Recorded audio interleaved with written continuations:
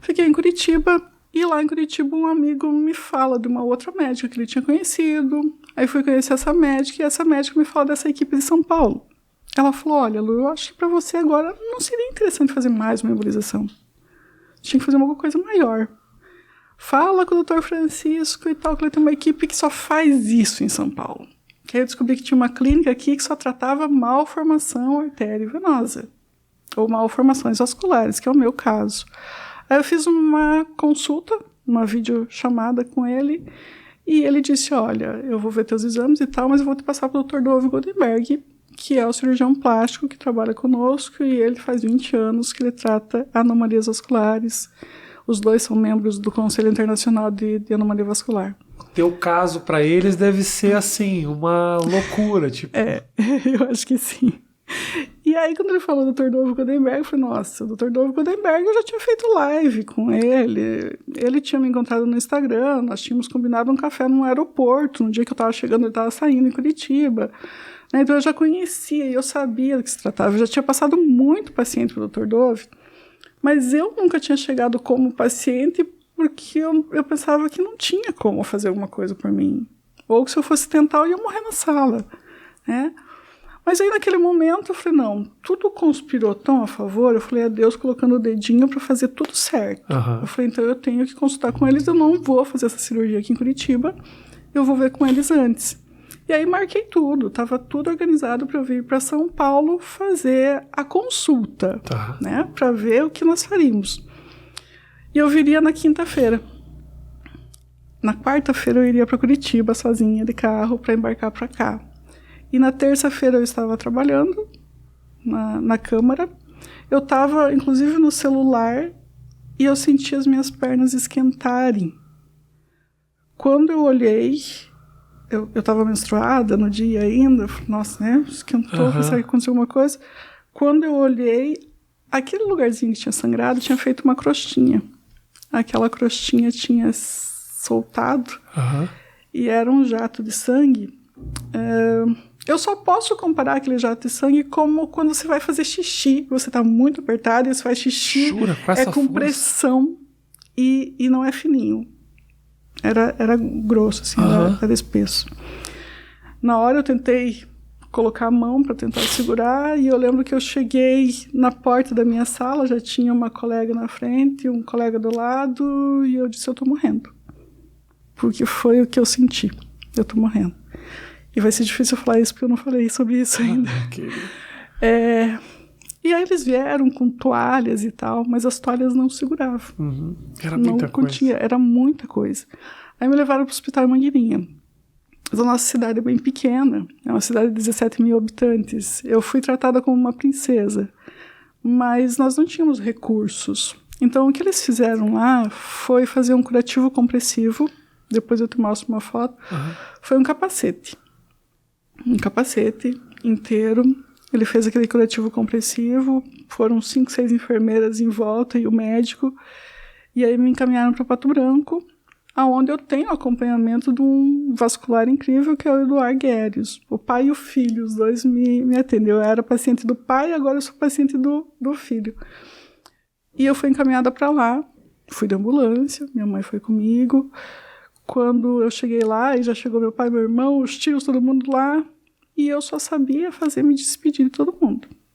Porque para mim era uma coisa assim, já vivi o que eu precisava, talvez eu já tenha cumprido a minha missão, e tá na hora, né? Tá na hora de eu ir, eu sei que todo mundo tem uma hora, e para mim talvez fosse aquela. Quer dizer, talvez não, eu tinha certeza que era aquela hora. Alguém tinha te dito isso ou não? Não. Era uma coisa que eu tava sentindo, né? Sentindo. Porque eu já passei por muitas hemorragias. Muitas, eu não sei contar quantas, mas naquele tipo, nada nem próximo. Eu passei por aquilo, aí quando o meu médico chegou, ele examinou e tal, ele falou, olha, Lu, ele mudou um pouco o curativo para eu poder respirar, porque o curativo vinha daqui e cobria minha boca, tudo. Ele falou, vamos mudar um pouquinho para dar uma desafogada só, né? E vamos ficar em observação, vamos ver até a tarde como vai e tal. Eu falei, tá. Mas quando ele me falou, vamos deixar sem... Não vamos comer nada agora, né? Não vamos tomar nada agora e tal. Eu falei, você quer que eu fique em jejum, né? Porque alguma coisa pode acontecer aí. Eu falei, tudo bem. E aí eu e a minha mãe lá no hospital, eu já tentando ver o avião para vir para São Paulo, porque aí eu pensei, não, eu não vou sair do hospital e voltar para casa, eu vou sair daqui direto para São Paulo, porque eu não tenho como, né, arriscar. Sem falar nada com o médico, sem nada, assim, a minha cabeça, tá. E aí, de repente, era 3 horas da tarde, a primeira hemorragia tinha acontecido às 9 horas da manhã, 9h30, a minha mãe disse, tem um pingo de sangue aqui. Quando ela disse isso, eu disquei no meu celular pro meu médico lá em Pato Branco e dei o celular para ela, e ela correu no corredor chamar a enfermeira. Quando as enfermeiras chegaram, não deu um minuto, já estava lavada de sangue. E aí ela tentou comprimir assim com as 2 mãos em cima de mim, a enfermeira-chefe, já chamando todo mundo, mas não tinha, não parava, escorria sangue, assim, não tinha como. Foi muito maior do que na primeira. Até minha mãe disse que a impressão que dava é que tinha rompido toda. E era só aquele ponto. Só pontinho. Aí veio mais 2 médicos lá do hospital, não deram conta, as meninas da enfermagem vieram com o carrinho, aquele carrinho de ressuscitação, e eu acabei entrando em choque mesmo. Aí quando o meu médico chegou, que é o vascular, o Eduardo, ele chegou, e você vê que eu não chamo ele de doutor porque ele é muito jovem. Uhum. Eu acho que ele fez 35, 36 anos esses dias, ele é muito jovem. E quando ele chegou, ele conseguiu estancar com a mão, assim, trancar ali no lugar certo, né? E já pediu sangue, já pediu sala de cirurgia e me levou correndo para a sala de cirurgia. Ali também eu já me despedi de todo mundo mais uma vez. Nossa. Meu pai e meu irmão chegaram correndo, eu me despedi e quando eu estava lá no centro cirúrgico esperando para entrar, que foi muito rápido, né? Muito rápido, eu lembro que o meu irmão entrou. Porque tem um flash aí, tem um buraco negro de uns 10 minutos que eu tava em choque que eu não lembro. Sim. Né? Mas foi o tempo que me trocaram, me arrumaram. E quando o meu irmão entrou lá no centro cirúrgico, na antessala, ele me disse assim, você não vai desistir? Porque eu já tinha dito, né, já deu, não fique nervoso e tal, porque é isso. Ele disse, não, você não vai desistir agora. E brigou comigo, ele falou brabo comigo. Eu falei, não estou desistindo. Era uma coisa que eu senti, mas eu estava sentindo uma paz em achar que eu estava indo, que estava terminando. A minha passagem por aqui estava terminando. E quando eu cheguei lá dentro, o Eduardo estava lá, assim, tipo, se concentrando, se esquentando, era muito frio. E eu chamei ele pertinho, eu disse, olha, Eduardo, se acontecer, não se culpe, né? É porque era a minha hora de ir, tá tudo certo. Porque eu não sei porquê, mas naquele momento eu pensei, nossa, ele é um cirurgião jovem e ele tem um mundo pela frente, porque ele é extremamente competente e extremamente humano. Sabe aquele médico que é humano, assim, que ele se preocupa com a pessoa, ele não se preocupa em curar o teu corte, ele se preocupa em não te deixar uma cicatriz interna. E aí eu falei isso pra ele porque eu não queria que ele carregasse uma culpa. Eu falei, eu já passei por tanta coisa, por tantos cirurgiões, assim, tão... né, experientes e tal, e não aconteceu, mas talvez essa seja a minha hora e eu quero que ele fique livre disso. E ele chegou do meu lado e disse, não, eu tenho muito para fazer por você ainda. E ele fez. Ele, a equipe, a esposa dele, a anestesista, todo mundo que estava todo mundo muito nervoso. Uma prima minha, instrumentadora cirúrgica, ela entrou na cirurgia e aí depois ela me contou tudo, ela disse, olha, Lu, ela faz cirurgia cardíaca, instrumentadora de cirurgia cardíaca, de transplante de coração, tudo isso. Ela falou, nunca vi tanto sangue na vida. Nunca vi. Eu tomei 2 bolsas de sangue lá, daí terminou a cirurgia, ele fez 2 pontos para parar, fez a escleroterapia que lá em Curitiba iriam fazer, aí ficou uma bolha, assim, de inflamação embaixo, né, então o hemangioma já estava enorme, e ficou mais aquela bolha. Isso eu fui onde? Foi em Pato Branco? Em Pato Branco. O Pato Branco é o nosso polo de saúde regional. Tá. E aí eu fui para UTI, fiquei 2 dias na UTI. Eu disse que foi uma ressignificação da UTI, porque você vai ler e você vai ver o pânico que eu tinha da UTI. Mas lá eu encontrei umas anjas, umas enfermeiras, assim, incríveis, que me cuidaram muito, assim, muito atenciosas e tal. E fiquei 2 dias na UTI, fui pro quarto e tranquila, sabe?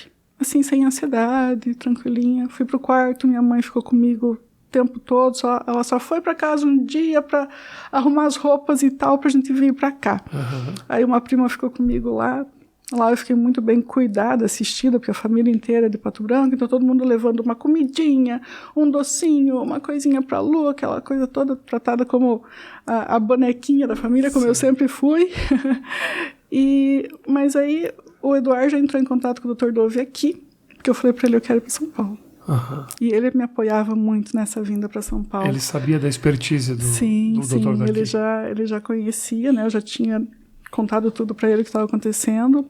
E ele já começou a entrar em contato com o Dr. Dove e eles começaram a agilizar tudo. Aí deu toda aquela questão de Unimed, né? Que o meu plano de saúde é Unimed. Aqui em São Paulo tem umas diferenças. Sim, é a mesma coisa. A Unimed de BH não atende aqui, é um saco. Isso. Aí, tipo, tinha os hospitais que o Dr. Dove atendia, a Unimed não atendia. Ela faz isso. Quando ela tem que fazer exame ou consulta, ela tem que ir pra BH para fazer essas coisas. É um saco. Então... Mas, enfim, que o Dr. Dove conseguiu ele mudar de hospital para me atender. Ótimo. E aí a Unimed, né, o Dr. Dove não atende a Unimed, mas ela cobriu o hospital, ela não cobriu o transporte aéreo que o meu plano não tinha, mas ela, enfim, pagou o médico, pagou o transporte, e aí nós vamos ressarci-los em suaves parcelas, digamos assim, né? Porque eu também não tenho condições financeiras para pagar tudo isso. Agora com esse livro aqui, com as palestras, você vai ver como as coisas vão mudar. Você vai ver. Que bom, amei. Enfim, que aí, quando eu cheguei em São Paulo, nossa, o Dr. Dove me passou assim uma calma, uma tranquilidade, uma serenidade. Ele falou, não, Luciana, a gente vai fazer, Lu. Ele sempre me chama de Lu, a gente vai fazer assim, assim, assim. Foi explicando tudo, falou, doutor, tô nas suas mãos, faz aí, né? Claro, eu sempre encho os médicos de pergunta. Hoje eu tenho consulta com ele, eu tenho 20 questões já anotadas, porque eu preciso me entender. Eu sou muito observadora, eu observo cada tracinho, então eu preciso me entender. E para eu me entender, eu preciso que os médicos me expliquem, né? O por trás daquilo que tá aparecendo. E ele me passou muita segurança e eu fui para cirurgia. Meu pai, meu irmão e minha cunhada vieram de lá, minha mãe já estava aqui. Eu fui para cirurgia, foi uma cirurgia de 7 horas, se não me engano. E correu tudo perfeitamente bem. Claro, né? Perdi mais muito sangue, tomei mais 2 bolsas de sangue, mas tudo dentro do previsto. Né? Já estava no planejamento. Aí fiquei mais um dia na UTI. Também muito bem tratada. Meu irmão ficou comigo algumas horas lá, me deu comida na boca.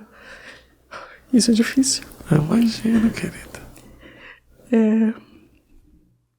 Não posso borrar maquiagem também. É a primeira maquiagem que eu faço depois da cirurgia que eu posso borrar. Mas enfim, eu fiquei um dia na UTI. Fiquei mais 3 dias no hospital. Uhum. Quando eu olhei pra mim a primeira vez foi muito estranho. Muito estranho mesmo. Parece que o meu rosto estava tão pequeno. Parece que eu estava tão pequenininha, assim, estava tão miudinha. Uma tia disse, nossa, que delicadinha. Mas aí, repreendendo ela, disse, não, ela sempre foi delicadinha, mas é que me manjou e tal. Enfim, eu fiquei mais 3 dias no hospital, me acostumando, muito bem tratada. Fiquei mais 5 dias no hotel. Eu e minha mãe, pra gente não sair de São Paulo, assim, né? Falei, vai que precisa de alguma coisa. 5 dias depois, meu irmão veio nos buscar. E aí, voltei pra Mangueirinha. Começou algumas outras questõezinhas. Eu tô com esse curativo porque abriu uma fissura. Fissura essa que a pele abriu pra drenar a inflamação que tinha lá dentro. Perfeito. Né, daquele produto e tal, então estava muito inflamado. Ele tirou quase tudo na cirurgia, mas ainda ficou uns resquícios. Então a gente tá drenando, quer dizer, a gente tá drenando o corpo, drenou, né? E a gente tá observando, tá cuidando. Eu tenho uma enfermeira incrível, a Josi, lá em Pato Branco, que ela vai pra Mangueirinha me ver, ela é da Unimed. E essa é a última cirurgia que você pretende fazer e fez ou não? Então, Rafinha, isso eu não sei ainda. Eu ainda não sei porque hoje na consulta, essa é uma das minhas questões lá para o Dr. Dove. Porque assim, quando a gente estava planejando fazê-la, né, que havia essa possibilidade, eu tinha conversado com o Dr. Francisco Ramos, que é o que faz essa parte endovascular, e aí a gente estava vendo a possibilidade de fazer a cirurgia de ressecção e depois continuar o tratamento com quimioterápicos inseridos via catéter, né? Que aí seria o mesmo procedimento das embolizações, mas em vez de vir o agente embolizante, vinha o quimioterápico. Por quê? Porque o quimioterápico está sendo usado agora nas MAVs para não deixar ela crescer de novo. Porque o que acontece nessa malformação vascular, tanto na artéria venosa como só venosa, o que acontece é que você tira alguns vasos, mas tipo fica uma raizinha que eles começam a se proliferar. Perfeito. E foi isso que aconteceu em toda a minha vida. Fechava de um lado, nascia do outro, fechava aqui, nascia ali, e aí iam crescendo. Assim, Isso, compensando. Então, esse é o plano, né? Ou era o plano inicial. Agora eu vou ter que ver ainda com o Dr. Dove, com o Dr. Francisco eu não voltei, porque eu acredito que daqui uns 3, 4 meses que ele queira me ver, porque ele quer que assente um pouco, né? Para ver como fica. Mas eu sei que o Dr. Dove me comentou que ele tirou praticamente tudo, né? Então não, isso já me dá uma... absurda, da própria capa do teu livro, dá pra ver, assim. E na capa do livro, essa capa aí, essa foto é de 2018, final de 2018, né? Porque eu lancei em 2019. Então, nesses cresceu muito mais. Cresceu muito mais, né? Ele tava muito, muito grande mesmo. Curtiu esse trecho do papo? Então faz o seguinte, clica aqui para assistir o papo na íntegra ou então clica aqui para assistir mais um trecho da mesma conversa. Valeu!